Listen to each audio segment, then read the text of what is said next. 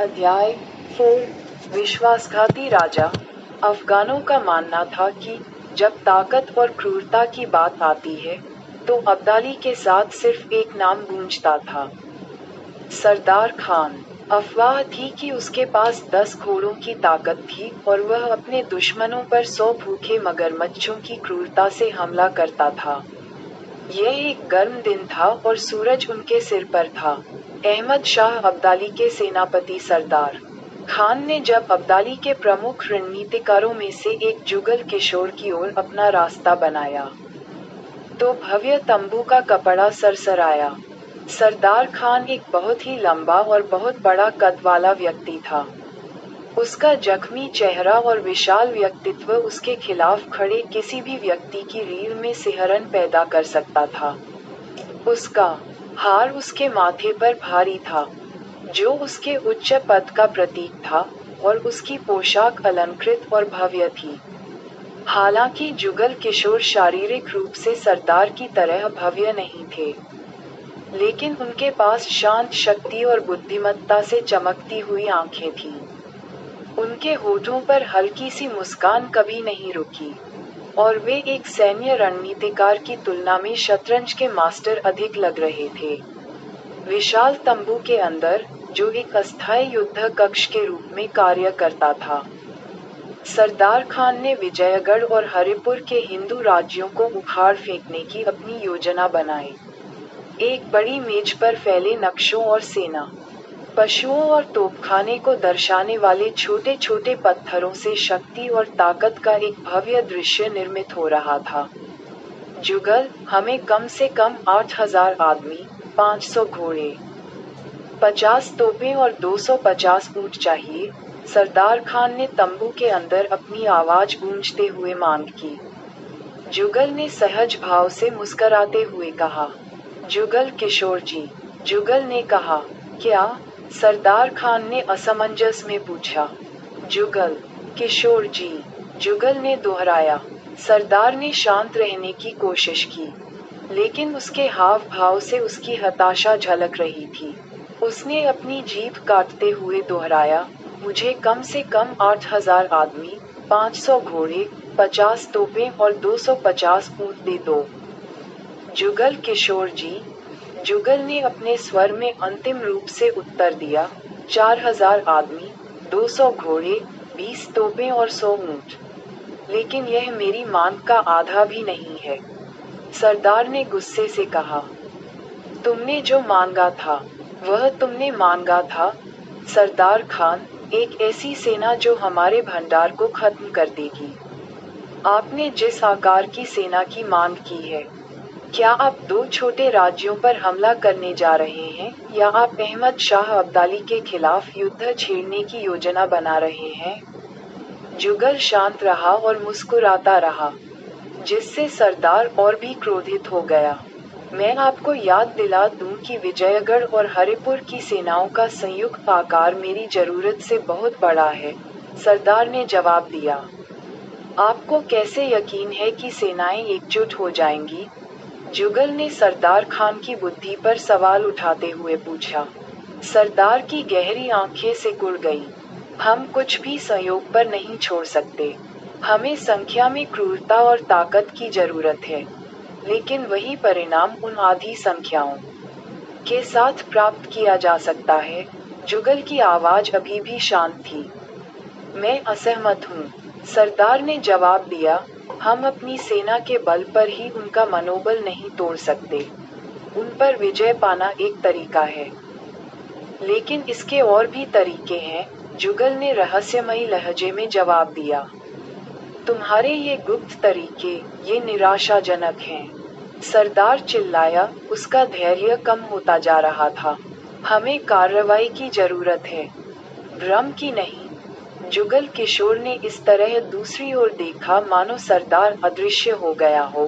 फिर उसने एक रक्षक को, जो भाला लेकर तंबू के द्वार पर खड़ा था, इशारा किया कि वह सरदार खान के सामने आकर खड़ा हो जाए।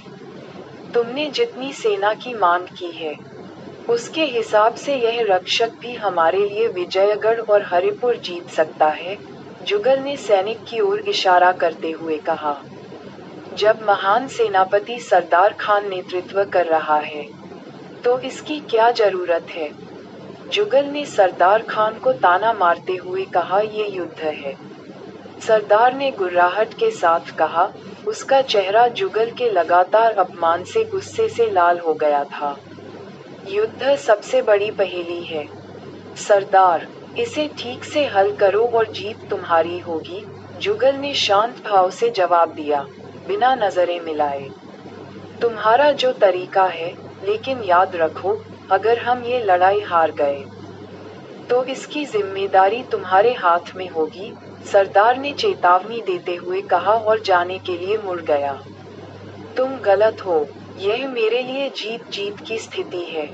या तो तुम विजयी होकर लौटोगे और यह साबित करोगे कि तुम्हें दी गई सेना के आकार के बारे में मैं सही हूँ, या तुम कभी वापस नहीं लौटोगे और यह साबित करोगे कि मैं फिर से विजयी हूँ। सरदार की आंखें आक्रोश से भर गईं और जुगल किशोर ने मुस्कुराते हुए कहा, यह एक मजाक था। बस तुम्हारे वजन से तंबू को हल्का करने के लिए। अपनी ओर इशारा करते हुए जुगल ने कहा, सही की जीत हो। फिर वह जोर से हंसने लगा, यह इशारा करते हुए कि सरदार चले जाएं। सरदार खान जानता था कि यह एक और रहस्यमय टिप्पणी थी, जो मजाक के रूप में प्रच्छन्न थी और मुस्कान से सजी हुई थी। तंबू से बाहर निकलते समय उसकी आंखों में निराशा साफ झलक रही थी। टेंट के फ्लैप जोर से नीचे गिर गए। फिर से अकेले में जुगल ने अपने चेहरे पर हल्की मुस्कान बिखेरी। उसने अपने सहायक की ओर मुड़कर उसे पत्र लिखना शुरू करने का निर्देश दिया। इस बीच तंबू के बाहर छापे की भयावह सच्चाई सामने आ गई। सरदार खान हमले के बाद की स्थिति से गुजरते हुए अब्दाली के सैनिकों के पास से गुजरा, जो अपने बंदियों की निराशा में मग्न थे।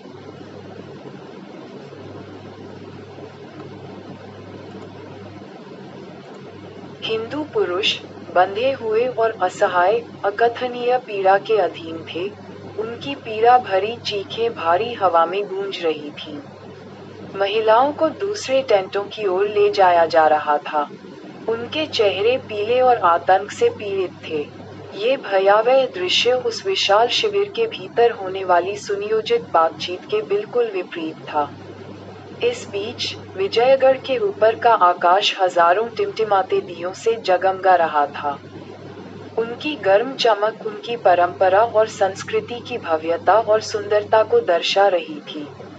अपने विशाल किले के भव्य हॉल में खड़े होकर विजयगढ़ के राजा मनोहर ने दृश्य को देखा। उनके बाल बर्फीले सफेद लटों में रंग खोने लगे थे और उनकी आंखों और होठों के आसपास झुर्रियां गहरी हो गई थी। वह एक मजबूत शरीर वाला व्यक्ति था, जो युद्ध में बिताए गए वर्षों का संकेत देता था, और एक शांत और धैर्यवान स्वभाव जो उसने अपने जीवन को अपने राज्य को समर्पित करते हुए विकसित किया था। वह एक बुद्धिमान नेता और परंपरा के प्रति गहरे सम्मान के साथ एक दयालु शासक के रूप में जाना जाता था। तभी हरिपुर का युवा राजा वेदांत, जो धनी और महत्वाकांक्षी था, आया। मनोहर के विपरीत वेदांत की त्वचा में एक युवा चमक थी और उसकी आंखें जीवन और चमक से भरी थीं। वह एक दुबला शरीर वाला व्यक्ति था और एक बाज की तरह दिखता था। उसकी तीक्ष्ण विशेषताएं और गहरे काले बाल उसके चमकीले सफेद परिधान के साथ बिल्कुल विपरीत थे। वेदांत ने अपने पिता की असामयिक मृत्यु के कारण बहुत कम उम्र में राज्य की कमान संभाली थी, और वह अपनी महत्वाकांक्षी शासन शैली के लिए जाना जाता था। बूढ़ा राजा और युवा एक दूसरे के सामने बैठे थे। मनोहर के चेहरे पर चिंता साफ झलक रही थी। मुझे अपने सुंदर राज्य में आमंत्रित करने के लिए धन्यवाद, राजा मनोहर। वेदांत ने उनका अभिवादन किया। उनकी आंखें नीचे के उत्सव को देख रही थीं। सुंदरता राज्य में नहीं, बल्कि उसमें रहने वाले लोगों में है, राजा मनोहर ने कहा। वे सबसे बुरे समय में भी आनंद पाते हैं। ये राज्य उनकी उपलब्धि है, उन्होंने आगे कहा। उनकी आवाज में चिंता की झलक थी। दोनों राजाओं के बीच एक विराम था। दोनों व्यक्ति उनकी अघोषित चिंता को समझ गए। युद्ध में कोई निश्चितता नहीं है, वेदांत ने आखिरकार चुप्पी तोड़ी। उसकी आंखें मनोहर से मिली। हर राजा को बलिदान देना चाहिए। मनोहर ने सिर हिलाया। वर्षों से अपने राज्य के लिए उसने जो व्यक्तिगत नुकसान उठाए थे, उनकी प्रतिध्वनि उसके मन में गूंज रही थी। हर राजा को उन बलिदानों का बोझ भी उठाना चाहिए। और फिर भी संदेह बना हुआ है, क्या ये बलिदान जीत सुनिश्चित करेंगे? वेदांत ने पूछा। नहीं, लेकिन इससे ये सुनिश्चित होता है कि हम सम्मान के साथ लड़े, मनोहर ने उत्तर दिया। उनकी बातचीत के दौरान भयभीत आंखों और कांपते होंठों वाला एक निजी दूत उनकी ओर बढ़ा। महाराज, उसने हकलाते हुए कहा, हमें सरदार खान की सेना के बारे में जानकारी है। वे हमारी ओर बढ़ रहे हैं। वे 3 दिनों में हम पर हमला कर देंगे। कमरे के बाहर का शांत वातावरण एक दुनिया से परे लग रहा था जब युवा वेदांत ने खड़े होकर राजा मनोहर की ओर अपना हाथ बढ़ाया।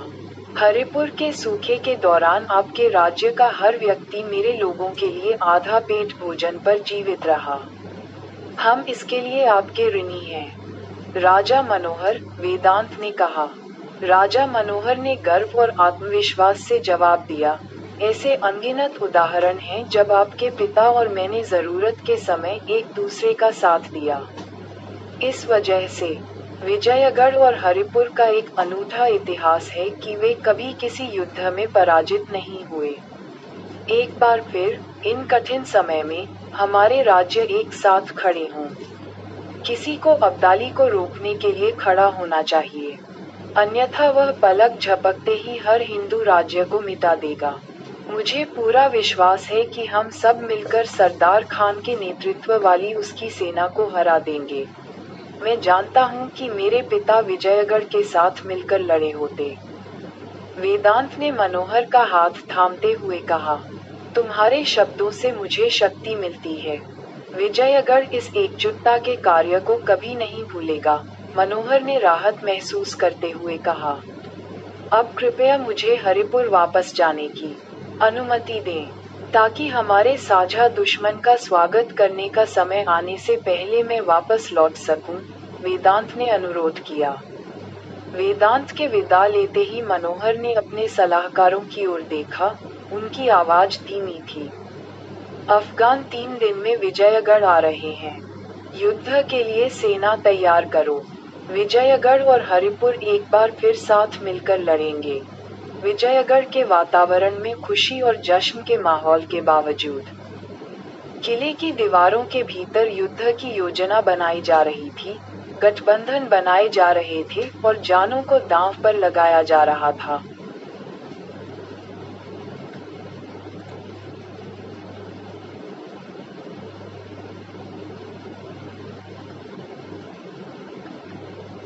हरिपुर का एक अनूठा इतिहास है कि वह कभी किसी युद्ध में पराजित नहीं हुआ। एक बार फिर, इस कठिन समय में, हमारे राज्य एक साथ खड़े हों। किसी को अब्दाली को रोकने के लिए आगे आना चाहिए, अन्यथा वह पलक झपकते ही सभी हिंदू राज्यों को मिटा देगा। मुझे यकीन है कि हम सब मिलकर सरदार खान के नेतृत्व वाली उसकी सेना को हराने में सफल होंगे। मैं जानता हूँ कि मेरे पिता विजयगढ़ के साथ लड़े होंगे, वेदांत ने मनोहर का हाथ थामते हुए कहा। उसकी नजर मनोहर से मिली। तुम्हारे शब्दों से मुझे शक्ति मिलती है। विजयगढ़ इस एकजुटता के कार्य को कभी नहीं भूलेगा, मनोहर ने राहत महसूस करते हुए कहा। अब कृपया मुझे हरिपुर वापस जाने की अनुमति दें, ताकि हम अपने साझा दुश्मन का स्वागत करने से पहले वापस आ सकें, वेदांत ने अनुरोध किया। जैसे ही वेदांत ने विदा ली, मनोहर ने अपने सलाहकारों की ओर रुख किया। उनकी आवाज धीमी थी। अफगान 3 दिनों में विजयगढ़ आ रहे हैं। युद्ध के लिए सेना तैयार करो। विजयगढ़ और हरिपुर एक बार फिर मिलकर लड़ेंगे। विजयगढ़ के वातावरण में व्याप्त उल्लास और उत्सव के बावजूद किले की दीवारों के भीतर युद्ध की योजना बनाई जा रही थी। गठबंधन बनाए जा रहे थे और जानों को दांव पर लगाया जा रहा था। अफगान कभी भी आपके राज्य पर हाथ नहीं डालेंगे। कृपया इस पत्र को इस समझौते का हमारा लिखित आश्वासन समझें। मैं आपके उत्तर की प्रतीक्षा करूंगा। मेरे राजा, यह एक जाल हो सकता है। हम इन अफगानों पर भरोसा नहीं कर सकते। आपके पिता राजा के रूप में ऐसा कभी नहीं करेंगे, कृष्ण ने वेदांत से कहा।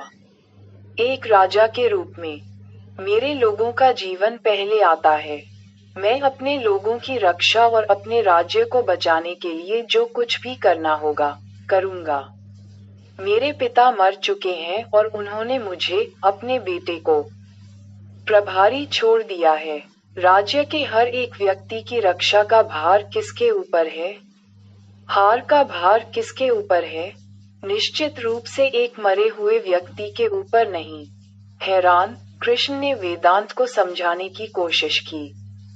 लेकिन मेरे राजा, यह कोई चर्चा नहीं है, ये तो पहले ही हो चुका निर्णय है। कृष्ण, वेदांत ने आज्ञाकारी स्वर में कहा। राजा मनोहर की सहायता न कर पाने की निराशा और अपराध बोध कृष्ण के चेहरे पर स्पष्ट था।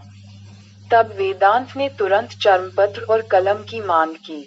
अपनी कलम को काली स्याही में डुबोते हुए उसने लिखा, मैं आपके बल, कद और बुद्धि के नेता से गठबंधन के प्रस्ताव से बहुत सम्मानित महसूस कर रहा हूँ। मैं आपका प्रस्ताव स्वीकार करता हूँ और आपको विश्वास दिलाता हूँ कि इस गठबंधन से आपको बहुत लाभ होगा।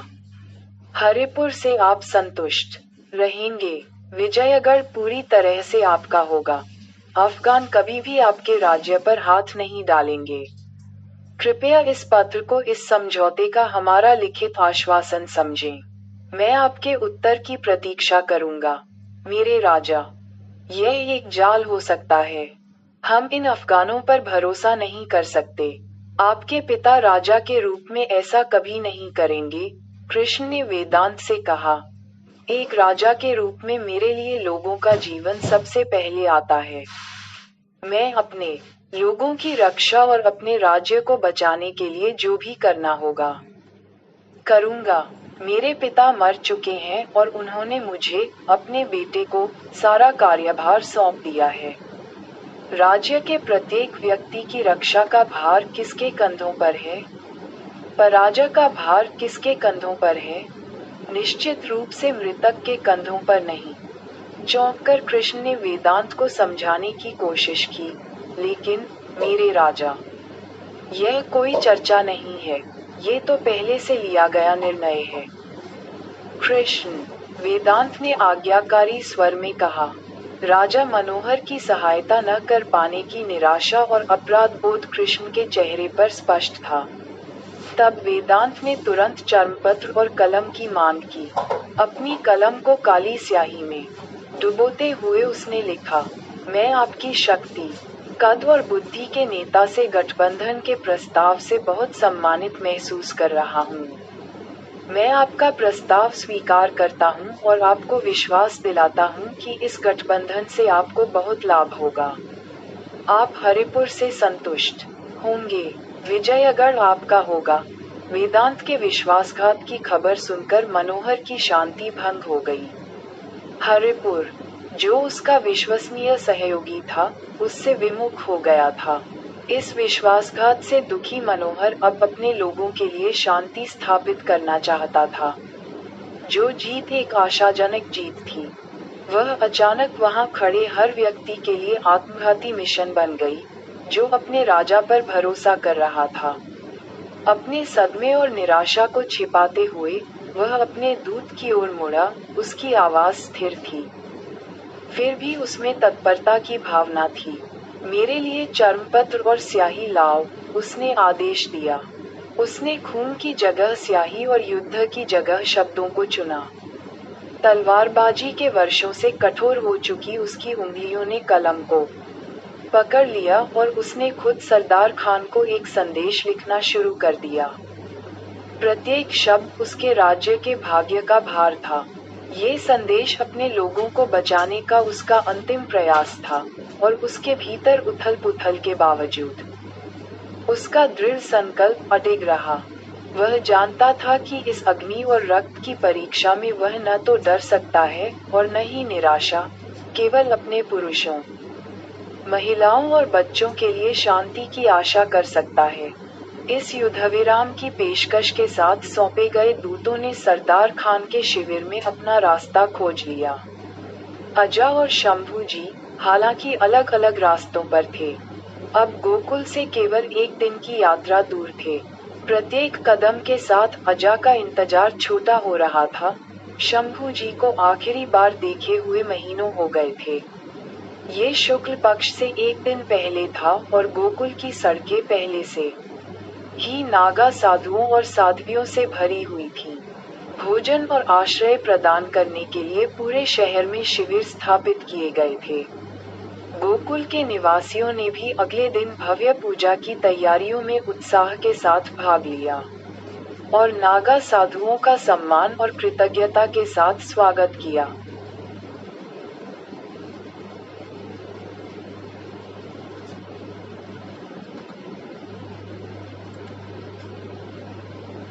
इस बीच विजयगढ़ के किले से कुछ ही दूरी पर सरदार की सेना आक्रमण की तैयारी कर रही थी। दो दूत राजा मनोहर का संदेश लेकर सरदार के तंबू में पहुंचे। पत्र प्राप्त करने के बाद सरदार खान ने मनोहर के साथ शांति की अपनी शर्तों पर चर्चा करने के लिए सहमति व्यक्त की और मनोहर के स्वागत का निमंत्रण उसके अपने दूतों द्वारा वापस मनोहर के पास भेजा गया। राजा मनोहर पत्र में अनुरोध के अनुसार सरदार के निचले तंबू में पहुंचे। तेज हवा के कारण भारी तंबू में तेज सरसराहट होने लगी। मनोहर के साथ सैनिकों का एक छोटा दल भी आया था, जो यह विश्वास और भरोसा जता रहा था कि दोनों के बीच युद्धविराम का समझौता हो सकता है। राजा मनोहर और सरदार खान आमने सामने बैठे थे। उनके बीच एक उग्र तनाव पैदा हो गया। शिविर में सन्नाटा तोड़ते हुए राजा मनोहर ने सरदार का अभिवादन किया। मैं आपके उत्तर के लिए आभारी हूँ, सरदार खान, और इस बात के लिए कि अब हम आमने सामने बैठे हैं। सरदार मुस्कुराए, जैसे कि कुछ और सुनना चाहते हों। मैं युद्ध हार सकता हूँ, लेकिन इससे आपके हजारों लोग भी मारे जाएंगे। सरदार खान, हम अपने लोगों के प्रति जिम्मेदार और समझदार बने, जो हमें अपनी जान सौंपते हैं। लोग मरेंगे और लोग आएंगे, मुझे परवाह नहीं। ये युद्ध है, सरदार ने जवाब दिया, ये सुनिश्चित करते हुए कि मनोहर उसके इरादे समझ गया है। राजा मनोहर खड़ा हुआ, सरदार खान के पास गया और उसे अपनी तलवार दी। मेरे राज्य के लोग मेरा परिवार हैं। ये तलवार मेरी इज्जत है। अब मुझे बताओ कि मेरे सभी लोगों और बच्चों के जीवन के बदले में तुम क्या चाहते हो। सरदार ने शांति से राजा मनोहर की तलवार स्वीकार की और फिर अपने सैनिकों को राजा की भुजाओं को पकड़ने का संकेत दिया। निहत्थे राजा की पीठ पर बार बार मुक्के मारकर उसे घुटनों के बल पर बैठा दिया गया और फिर उसे झुकाया गया। उसका सिर तब तक झुकाया गया जब तक उसका माथा जमीन को नहीं छू गया। सरदार ने मनोहर की अपनी तलवार निकाली, राजा के पास घुटनों के बल बैठा और कहा, बिस्मिल्लाह, अल्लाह अकबर, अल्लाह के नाम पर। अल्लाह सबसे बड़ा है। और फिर उसने एक हाथ से मनोहर के बाल पकड़े और अपनी तलवार से उसका गला काट दिया। राजा मनोहर ने खुद को छुड़ाने के लिए संघर्ष किया, लेकिन सरदार खान ने उसकी सांस की नली और गर्दन की सभी नसें काट दी, जब तक कि मनोहर का सिर उसके धड़ से अलग नहीं हो गया। सरदार खान ने उसका सिर उठाया, बालों से उसे पकड़े हुए उसे अपने चेहरे के करीब लाया और कहा, तुमने ऐसा क्यों सोचा कि मैं हर चीज से कम पर राजी हो जाऊंगा? फिर उसने अपने सैनिकों को आदेश दिया कि वे बाहर इंतजार कर रहे मनोहर के बाकी लोगों को मार डालें। विजयगढ़ पर हमला शुरू करो। दोपहर तक किला गिर जाना चाहिए, सरदार खान ने अपने कमांडरों को आदेश दिया और राजा मनोहर का सिर लेकर तंबू से बाहर निकल गया।